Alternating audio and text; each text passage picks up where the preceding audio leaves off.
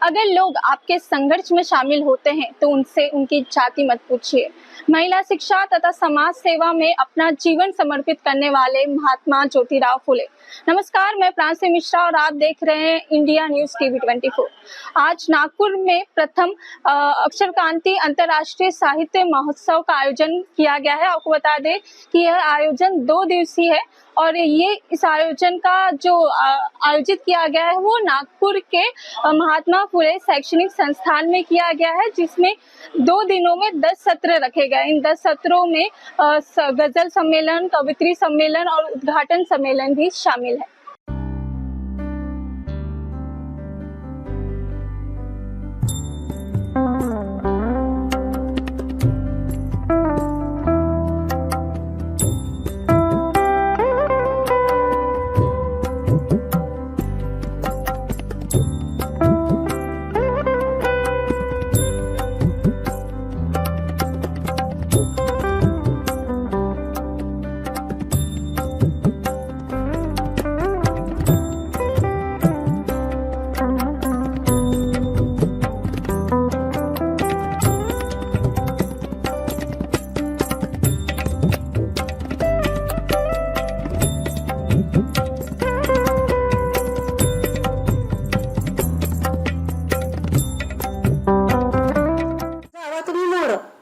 बरं बाई, ये मोर मागून। अरे संसार संसार जसा तवा आधी हाताला चटके मग मिळते भाका माझं तर सारा आग पडली पोटात वाढा 4 दोन घास वाढा 4 दोन घास। चला लवकर लवकर चला बरं. पण भगवंताच्या दर्शनासाठी मन कसं असं व्याकुळ होऊन जातं. अरे हो, चला चला लवकर लवकर चला बरं. ए चल गे लवकर लवकर लवकर लवकर. चला चला लवकर सोडून द्या. चला पटापट चला चला निघा लवकर लवकर. चल की चला पट. चला चला. ज्ञानोबा तुकाराम ज्ञानोबा माऊली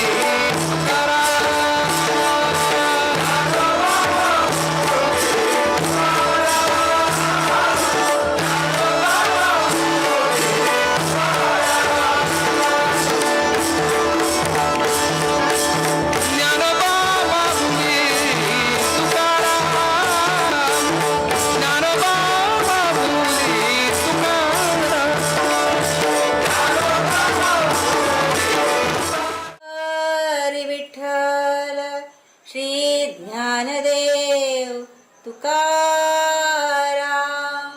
पंढरीनाथ भगवान की जय। अक्षर क्रांती साहित्य संमेलन हा आयोजनामागचा हेतू हा आहे की आपल्याला जे साहित्यिक असतात, नवीन जे साहित्यिक असतात त्यांना व्यासपीठ मिळत नाही.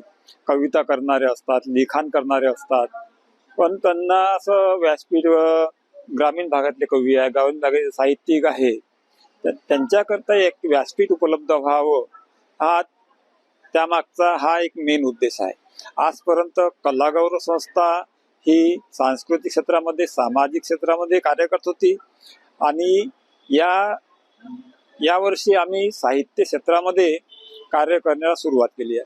जे साहित्य असतं ते साहित्य जर गेय पद्धतीने समाजापर्यंत पोहोचलं आणि त्याला संगीताची जोड असेल किंवा संस्कृतीची जोड असेल तर त्याचा प्रभाव लवकर समाज मनावर होतो. तसेच बालकवी आहे त्यांना सुद्धा एक व्यासपीठ मिळावं हा त्यामागचा एक हेतू आहे. हे आणि बरेचसे साहित्यिक असतात त्यांचं पुस्तकांचं प्रकाशन होत नाही, त्यांचं पुस्तकांचं प्रकाशन व्हावं, त्यांना एक संधी द्यावी याकरता हे एक साहित्य मोठ्या प्रमाणात आयोजन करण्यात आलेलं आहे. इंडिया न्यूज TV चॅनलला नवीन वर्षाच्या फार फार शुभेच्छा. त्यांच्या चॅनलला ग्राहकांनी, या समाज बांधवांनी, मित्रवर्गांनी सर्वांनी काळजीपूर्वक सबस्क्राईब करावा आणि एक सहयोग करावा असं मी सगळ्यांना एक विनंती करतो. अक्षर क्रांती फाउंडेशन आणि कलागौरव संस्था नागपूर यांच्या संयुक्त विद्यमानाने अक्षर क्रांती साहित्य महोत्सव इथे घेण्यात येत आहे. हा आंतरराष्ट्रीय महोत्सव आहे आणि या महोत्सवामध्ये विविध ठिकाणावरून मोठे मोठे साहित्यिक येत आहेत आणि प्रयोजन असंच आहे की साहित्याचा कुठेतरी छानपैकी मोठा माहोल तयार व्हावा या अनुषंगाने हे घेतलेलं आहे. त्याच्यामध्ये परिचर्चा आहेत, कवी संमेलन आहे, वराडी कवी संमेलन आहे, गझल कवी संमेलन आहे, त्याच्यानंतर परिचर्चा आहेत, विविध विषयांवरती परिचर्चा आहेत. आणि एवढंच नव्हे तर लोकसंस्कृती आता ती लोप पावत आहे, तर त्या संस्कृतीचा सगळ्या लोकांना माहिती व्हावं यासाठी एक लोककला जागरण म्हणून कलागौरव संस्थेच्या सगळ्या महिला इथे सादर करत आहेत. त्यामध्ये ओवीपासून अभंग, वासुदेव आणि दाताचं दातवण ह्या सगळ्या इथे साहित्याच्या माध्यमातून, लोककलेच्या साहित्याच्या माध्यमातून इथे सादरीकरण होणार आहे. यहाँ पर एक पुरस्कार सम्मेलन सत्र रखा गया जिसमें पुरस्कृत किया जाएगा, तो वो किन लोगों को किया जाएगा? काही महिन्याआधी अशा स्पर्धा झालेल्या होत्या. त्या स्पर्धेमध्ये जे विजेते झालेले आहेत, कवितेचं झालेलं, तर जे विजेते झालेले आहेत त्यांचाही ते पुरस्कार होणार आहे आणि जे नवोदित कवी आहेत त्यांचाही होणार आहे आणि ज्यांनी खूप मोठं कार्य योगदान आपल्या या साहित्य क्षेत्रामध्ये दिलेलं आहे त्यांचा इथे सत्कार सोहळा होणार आहे. कार्यक्रमाविषयी तर शब्द नाहीत माझ्याकडे. खूप मातृभूमीमध्ये येऊन कार्यक्रम अटेंड करणं हा एक वेगळाच माझ्यासाठी सोहळा आहे. म्हणजे बघा, जेव्हापासून आमंत्रण मिळालं तेव्हापासून मी याच्या इतकी उत्साही होते की मग प्लॅन करणं, याच कार्यक्रमासाठी सगळं प्रिप्रो करणं, हे सगळं घडवून आणणं आणि हा पूर्ण सोहळा अटेंड करणं हे खूप खूप सुंदर आहे माझ्यासाठी. म्हणजे अविस्मरणीय आहे असा हा सोहळा आहे. तर खूप सुंदर वाटलं एकदम. म्हणजे असं वाटलं की जुन्या काळी जे आपण ऐकत होतो, म्हणजे मी लहान असताना सुद्धा आईकडनं वगैरे हे आपलं असं जे ऐकत होते, माझी आई पण छान कविता लिहिते, तिच्याकडनं जे ऐकत होते ते एकदम बघितलं. म्हणजे ते मी पण साक्षात आजपर्यंत कधी बघितलेलं नव्हतं. ते सगळं बघणं म्हणजे माझ्यासाठी एक पर्वणी होती असं झालं. तो तर खूप मोठा प्रश्न आहे. मी बोललीच आधी माझ्या भाषणामध्ये की माझी IT क्षेत्रातील नोकरी आणि घर, त्यामुळे मला हल्ली लोक आज प्रश्न विचारतात, तुम्ही लिहिता कसे? तर तो एक प्रश्न असतो. पण कसं आहे ना, हे लिखाणाचं वेळ लागलं की ते काही सुटण्यासारखं नसतं. घरी पण माझे नवरोबा, मी चिडचिड करायला लागली ना की ते म्हणतात, अरे हिने आज लिहिलेलं नाहीये, कुठेतरी हिला लिहायला वेळ द्या, मग काही करून ते मुलींना सांभाळतील आणि मला माझ्या हाती पिसी देतील, असं काही झालेलं आहे. त्यामुळे मी वेळ काढते. ऑफिसचं म्हणाल तर ते वेळ त्यांना द्यावाच लागेल. 9 ते 6 तिथे काही कॉम्प्रोमाइज नाही करू शकत, कारण मी IT क्षेत्रात काम करते, माझ्या लेट नाईट्स मीटिंग्स असतात. पण मला भक्कम जो पाठिंबा आहे माझ्या मागे उभा असणारा माझा नवरा, म्हणूनच मी उर्मिला देवन लिहिते, कारण त्याच्या सहभागाशिवाय मी लिहिणं शक्य नाही. तो मुलींना सांभाळतो तेव्हा मी वेळ काढून लिहू शकते आणि त्याला माहित आहे की चिडचिड करते आहे म्हणजे हिचं लिखाणात झाले नाही, तो आहे म्हणून मी लिहू शकते. माझ्या पुस्तकाच्या प्रत्येक पुस्तकाच्या पहिल्या 2 पानामध्ये त्याचा उल्लेख असतो की तू आहेस म्हणून मी लिहू शकते. माझा हा छंद जोपासू शकतो. त्याचाही उल्लेख मी केला. मी गोरसे सरांना आधीच ओळखत होते. तसं फेसबुकवर माझ्या कथा लाईव्ह होतात, तिथे नंबर असतो, ईमेल ॲड्रेस असतो. कुणीही मेल करतं, मॅडम खूप छान आहे, मग आमच्याशी जोडून घ्या असं वगैरे. पण सहसा आपण एकदम कनेक्ट होत नाही. की खूप जण म्हणतात की आमचा ही संस्था आहे, मॅडम जोडून घ्या, तुमची कथा पाहिजे, किंवा सकाळमध्ये वगैरे पण मी माझ्या कथा देते. मग अचानक एकदा मला नंबर पाठवला गेला, मी संवाद सुरू केला, माझ्या आईने पण मला नंबर दिला. अशा तऱ्हेने मी 2 वर्ष आधीपासून या अक्षर क्रांती फाउंडेशनशी जुळल्या गेली आणि मग सगळं कसं जुळतच गेलं लोकांसोबत. तर मी उर्मिला देवेन, राहणार टोकियो, जपान. माझ्याकडून इंडिया न्यूज 24ला सगळ्या नवीन वर्षाच्या शुभेच्छा देते आणि नवीन वर्षात नवीन लेखन सुद्धा त्यांची नवीन कलाकृती घेऊन समोर यावे अशी मी अपेक्षा करते. सर्वप्रथम मी इंडिया न्यूज 24चं स्वागत करतो आणि त्यांनी आमची दखल घेतली त्याच्याबद्दल त्यांना धन्यवाद सुद्धा देतो. मी देवेंद्र काटे. अक्षय क्रांती आंतरराष्ट्रीय स्नेहसंमेलन इथे जे आम्ही आयोजित केलेलं आहे त्याच्या मागे खूप मायक्रो लेवलचं प्लॅनिंग केलेलं आहे. साहित्य म्हणजे विचारांची देवाणघेवाण आणि साहित्य हे असं असतं जितकं चांगलं साहित्य आपण तयार करतो त्याचा बोध हा समाजाला होतो आणि साहित्य, समाज, व्यक्ती आणि संस्कृती या चारीचं इथे कॉम्बिनेशन आहे. चांगल्या पद्धतीचे विचार समाजामध्ये गेले पाहिजे, आपली संस्कृती आपण जपली पाहिजे. दिवसेंदिवस वाचक वर्ग हा कमी होत चाललेला आहे. म्हणजे आजची जर आपण पिढी बघितली तर जास्तीत जास्त ही इलेक्ट्रॉनिक्स मीडियाच्या मागे, मोबाईलमध्ये, टी व्हीमध्ये जास्त गुंतून आहेत. महिला सुद्धा. पूर्वीच्या काळामध्ये जर आपण बघितलं तर हे उपक्रम नव्हते आणि सर्वात जास्त याचा भर हा वाचनावर होतो. म्हणजे महात्मा ज्योतिबा फुले, सावित्रीबाई फुले यांनी साहित्य लेखनाची सुरुवात केली. त्यांनी भरपूर मोठं काम केलेलं आहे. त्यांचीच प्रेरणा घेऊन आम्ही विविध ठिकाणी अशा पद्धतीचे साहित्य संमेलन झाले पाहिजे, याच्यासाठी लोकांना आमच्यापासून प्रेरणा मिळाली पाहिजे म्हणून आम्ही स्वतःपासून सुरुवात केली. आजपर्यंत बघण्यात हे आलं आहे की आपलं राज्यस्तरीय कार्यक्रम भरपूर झालेले आहेत, परंतु आंतरराष्ट्रीय दर्जाचं किंवा आंतरराष्ट्रीय स्तराचं संमेलन कुठेच झालेलं नव्हतं. म्हणून आमच्या विनंतीला मान देऊन अबुधाबीचे आणि टोकियोच्या मॅडम देवेन मॅडम इथं उपस्थित झाल्या. त्या सुद्धा भारतीयच आहे, परंतु काही कारणास्तव त्यांचं कार्यक्षेत्र हे बाहेर आहे.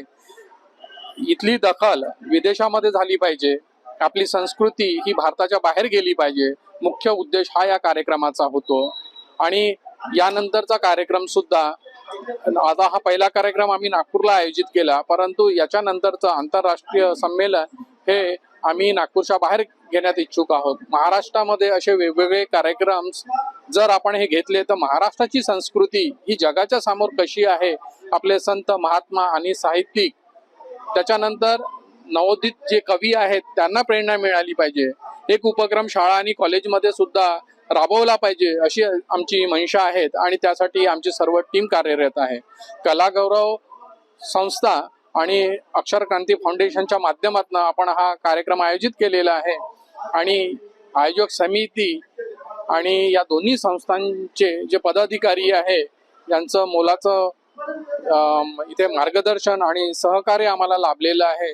अक्षर क्रांती फाउंडेशनचा मी स्वतः सचिव आहे आणि याच्या मागे जवळपास मागच्या 6 महिन्यापासून सर्वांनी मेहनत घेतलेली आहे आणि इतक्या मायक्रो लेवलवर हा जो कार्यक्रम आम्ही आयोजित केलेला आहे हा लोकवर्गणीतून केलेला आहे. आम्हाला कुठल्याही प्रकारचं मानधन किंवा डोनेशन कुठल्याही संस्थेकडून मिळालेलं नाही आहे. काय आम्ही नवोदित कवी जे लेखक आहे, ज्यांचे पुस्तक प्रकाशन झालेलं आहे, काही स्वयंस्फूर्तीने लोकांनी इथे पैसा गोळा केलेला आहे आणि त्या लोकवर्गणीतून हा कार्यक्रम आंतरराष्ट्रीय दर्जाचा आम्ही इथे तुमच्या समोर सादर केलेला आहे. या आंतरराष्ट्रीय संमेलनामध्ये, साहित्य संमेलनामध्ये 3 बालकवींचा आम्ही समावेश घेतलेला आहे. ते बालकवी वेगवेगळ्या सत्रामध्ये आपल्या कविता सादर करणार आहात. त्या बालकवींच्या कडे पाहून बाकीच्यांना प्रेरणा मिळाली पाहिजे. ते ज्या शाळा कॉलेजेसमधनं इथं आलेले आहेत त्यांच्या शाळेमधले इतर विद्यार्थ्यांना त्यांच्यापासून प्रेरणा मिळाली पाहिजे म्हणून त्यांना आम्ही एक प्लॅटफॉर्म उपलब्ध करून दिलेला आहे. आणि यानंतरही सुद्धा आमचा असा प्रयत्न आहे की जास्तीत जास्त नवोदित बालकवी हे या साहित्य कार्यक्रमामध्ये आले पाहिजे आणि साहित्य संमेलनामध्ये त्यांनी सहभाग घेतला पाहिजे, जेणेकरून त्यांना प्रेरणा मिळेल, त्यांना लेखनाची आवड निर्माण होईल आणि फक्त टीव्ही किंवा मोबाईलमध्ये न राहता पुस्तकाचं वाचन वाढलं पाहिजे. आणि म्हणूनच आम्ही मगाशी जसं सांगितलं की शाळेमध्ये सुद्धा आम्ही अशा प्रकारचे कार्यक्रम छोट्या स्तरावर आयोजित करणार आहोत आणि त्या कार्यक्रमाच्या माध्यमातून त्यांना लेखन कसं करायचं याचं सुद्धा आम्ही प्रशिक्षण देणार आहोत. एकूण इथे आम्ही जवळपास 13 पुस्तकांचं प्रकाशन केलेलं आहे. सोबत स्मरणिका आणि इतर अजून 2 वस्तू जर आपण त्याच्यामध्ये पकडल्या, साहित्य आहे ते पण, तर असे 16 पुस्तकांचं प्रकाशन केलेलं आहे. आणि एक स्मरणिका सुद्धा शब्दवेलच्या नावाने आम्ही इथं प्रकाशित केलेली आहे. आणि जवळपास 23 म्हणजे साहित्यिक आहेत, कवी, लेखक याच्यामध्ये, त्यांचा सत्कार सुद्धा आम्ही इथं आयोजित केलेला आहे. 4ला नवीन वर्षाच्या सर्व साहित्यिक मंडळी आयोजक अक्षर क्रांती फाउंडेशन, कला गौरव संस्था, उपस्थित सर्व श्रोत्यांकडनं नवीन वर्षाच्या मी हार्दिक शुभेच्छा देतो. धन्यवाद.